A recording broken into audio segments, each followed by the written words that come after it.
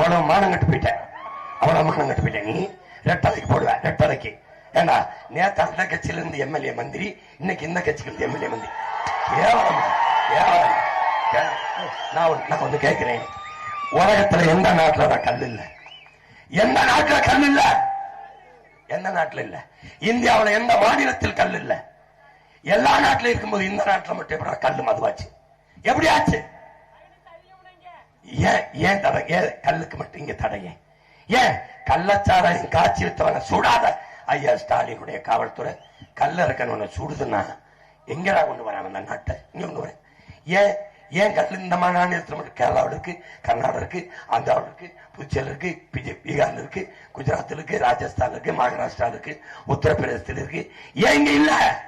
ஏன்னா கல்ல திறந்து விட்டா சாராய வியாபாரம் படுத்துரும்.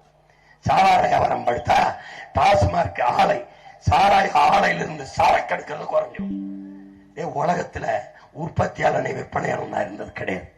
இந்த நாட்டுல மட்டும்தான் உற்பத்தியாளனை விற்பனையாளன். யாரு? இவனே சாராயத்தை காட்சி இவனே விற்பான். கல்வி தனியா இருக்கு, மருத்துவம் தனியா இருக்கு, போக்குவரத்து தனியா இருக்கு, மின் உற்பத்தி யூனியன் தனியா இருக்கு, எல்லாம் தனியா. தண்ணீரை விற்கிறது தனியா. டாஸ்மார்க்க மட்டும் அரசு வச்சு விற்கும்.